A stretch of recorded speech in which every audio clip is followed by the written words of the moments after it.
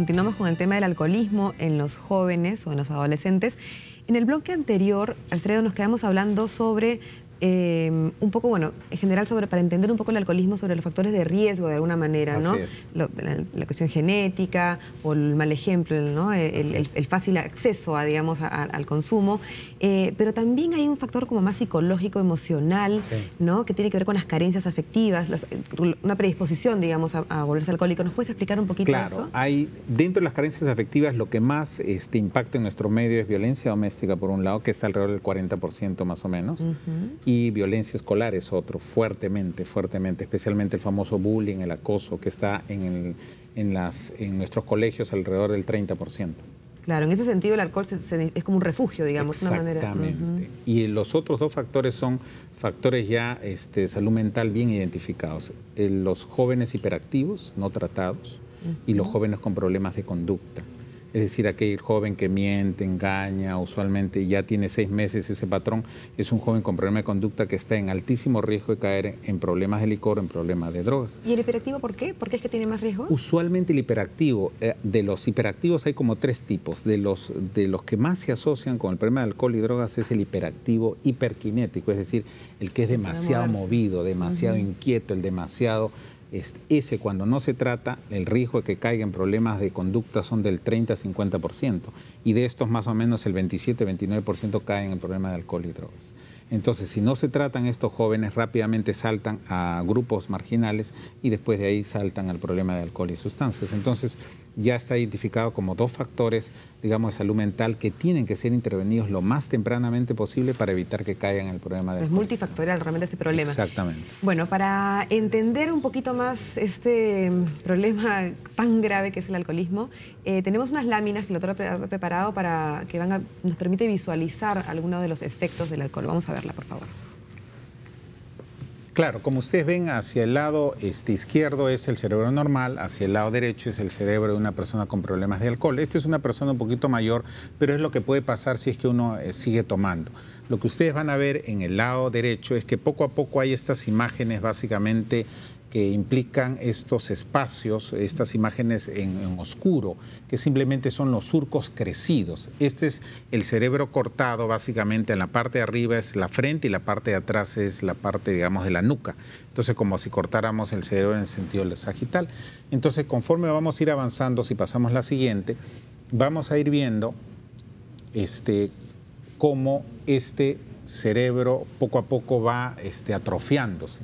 Mientras más surcos hayan, más tendencia básicamente a que haya atrofia cerebral. Es decir, ¿qué significa atrofia general? ¿Cómo se traduce en el día a día? Claro, las neuronas, las famosas neuronas. Claro, se empiezan a morir y empiezan a generar vacíos en el cerebro que se ven como huecos oscuros.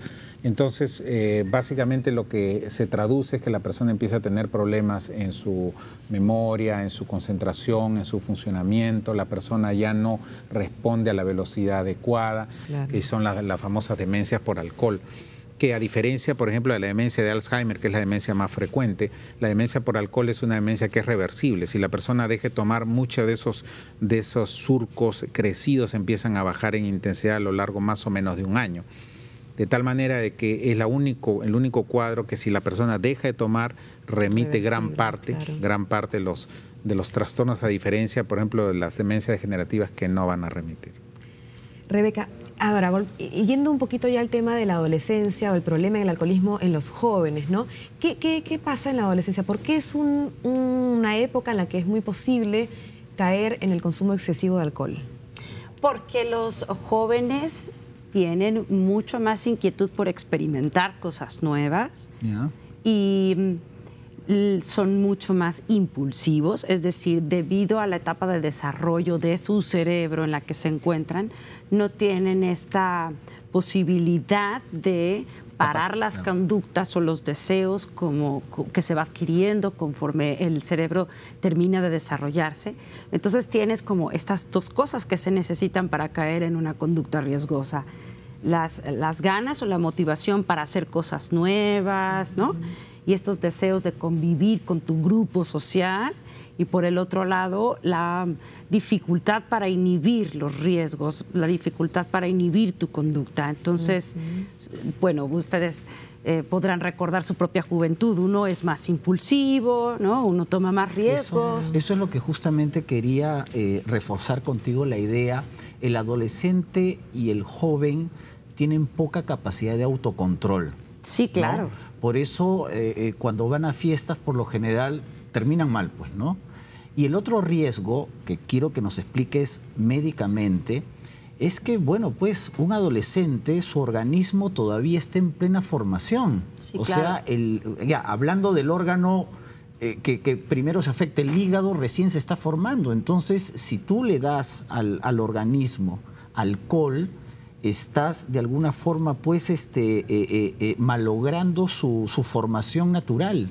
Sí, hay que retrasar, y esto es con todas las drogas, retrasar lo más posible el inicio, justamente por esto, ¿no? Es por eso que nos llama mucho la atención como profesionales de la salud mental, de la salud pública, el que se vaya reduciendo la edad de inicio en el consumo, empujándola, en vez de tratar justamente de hacer lo contrario socialmente, ¿no? Lo conveniente es retrasar lo más posible, justamente por esto que sí, que y prueba señalas. de ello es que a veces cuando organizan estas grandes fiestas, los organizadores ya contratan incluso hasta ambulancias, Sí, claro. ¿no? Porque saben que los chicos, o sea, eso es el gran contrasentido. Aparentemente se están preocupando de ti, pero Claro. no, o sea, ya están asumiendo que va a haber buena cantidad de chicos que terminen mal. Sí, así es. De hecho, bueno, tienes toda la razón cuando dices, parece que se preocuparan por la No. salud. Uno de los argumentos de la industria del alcohol es que no, nosotros no estamos interesados en que los menores de edad consuman y en que la gente que bebe en altas cantidades consuman, cuando en realidad son de estos de los que obtienen mayor ganancia, ¿no? Al menos el 50% de las ganancias por consumo de alcohol provienen de los menores y de la gente que tiene dependencia al alcohol. Otro problema de la adolescencia es esta presión grupal a la que no se Sí. pueden no abstener, digamos, o no se pueden separar, ¿no? Es esta cosa como de pertenecer, como decías, y digamos, el riesgo ahí está que si, me imagino, ¿no? Que si te dejas caer por esta presión de grupo y si además tienes carencias pues, afectivas, emocionales, o si tienes una predisposición genética, pues puedes enganchar muy rápidamente, ¿no? ¿Es cierto eso? Así es, se van sumando todos estos factores, como tú misma decías, es multifactorial, ¿no? Y además hay disponibilidad y además la publicidad, ¿no? Que hay alrededor del tema, entonces vas teniendo todos los elementos para que la conducta sea muy difícil de parar. Claro. Alfredo, el alcoholismo afecta al individuo, afecta a la familia, pero también le afecta al Estado. Claro. ¿Cuánto le cuesta al Estado, para que des una, no sé si una estadística en dinero, pero por ejemplo, accidentes en las carreteras Claro. por culpa del alcohol? Eso es un problema nacional. Claro, definitivamente. En cuanto, por ejemplo, a accidentes, se sabe que cerca del 30-50% de los accidentes fatales están relacionados con el licor. Y eso es básicamente lo que se ha encontrado en el país, por un lado. Y por el otro lado, claro, el impacto, digamos, del 1 millón de alcohólicos que tenemos en el Perú en este momento, ¿no? Esto está impactando... Entre hombres y mujeres. Entre hombres y mujeres está impactando cerca en 4 millones de peruanos, si sacamos la norma de 5 por familia, ¿no? Entonces, más o menos estamos impactando en 4 millones de personas que están sufriendo en este momento por el problema del licor, ¿no? Y esto, evidentemente, son millones que se van a producir no solamente en términos de los impactos directos, sino también de los impactos indirectos, ¿no? Que vienen a ser el problema de producción, el problema de ausencias, el problema de todo este asunto que va de la mano, ¿no? De tal manera de que cada vez estamos viendo de que el impacto, digamos, del licor está influyendo en toda la sociedad en términos generales, ¿no? Y cuando se quiere hacer, por ejemplo, alguna medida básicamente pública, por ejemplo, en lo que es a veces medios, uno se encuentra con muchas presiones también, porque hay pues Mucho dinero, hay muchos Sí, claro. intereses, pues, ¿no? Volviendo un poco a los adolescentes, ¿cuál es la tendencia actual? ¿Qué es lo que están haciendo los adolescentes, digamos, en las fiestas ahora? ¿Qué es lo que consumen? ¿Más cerveza o otro tipo de alcohol?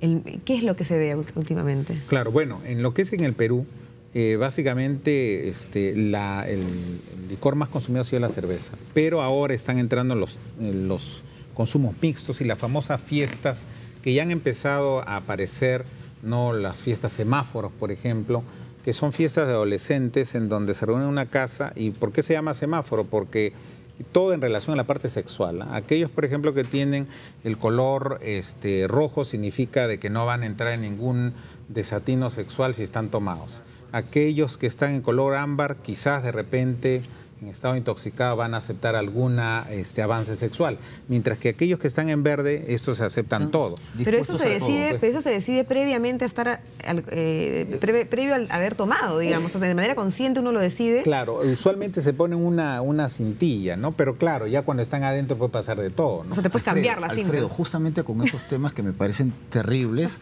vamos a seguir en el siguiente segmento, ¿ya?